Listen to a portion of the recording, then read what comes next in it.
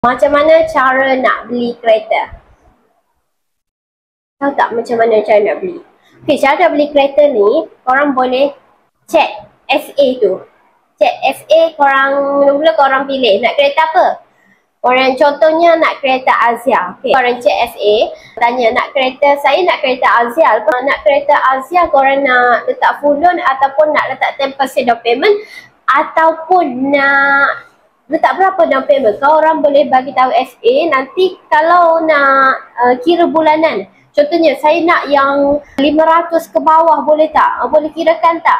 Berapa saya kena letak down payment? Kat situ SA, contohnya Fira, akan kirakan untuk korang. Kirakan berapa kena letak down payment. Contohnya kena letak down payment 7K untuk dapat 500 ke bawah ni.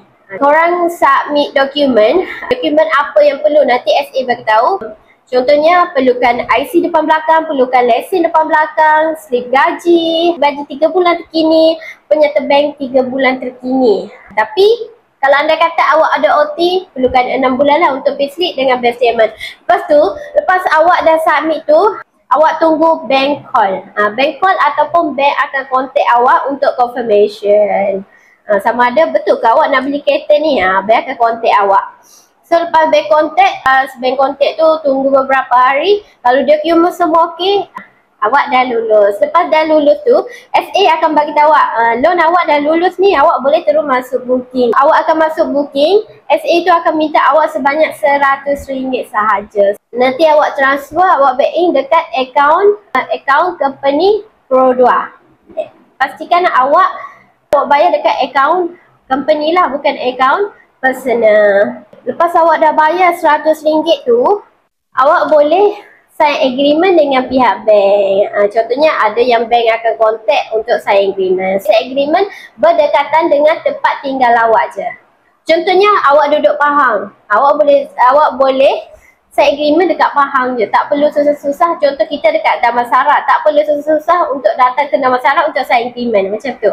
Boleh je sign dekat Pahang. Kalau kat Kelantan, boleh je sign dekat Kelantan. Lepas tu ada yang terbaru ni kita buat untuk Sabah Sarawak. So boleh je, kalau dekat Sabah Sarawak tu boleh je sign agreement dekat sana. Tak perlu susah-susah untuk datang ke Semenanjung. Lepas dah sign agreement tu, SA akan bagi tahu awak dah tempoh berapa lama dapat kereta. Contohnya dalam 2 ke 3 bulan baru dapat kereta. Awak tunggulah, awak tunggu keluar nombor chassis.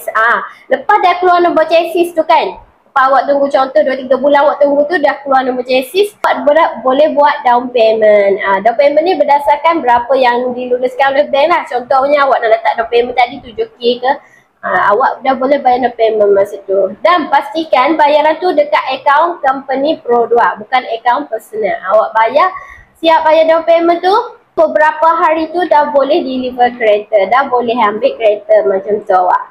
Senang je nak beli kereta Pro2 dengan kita.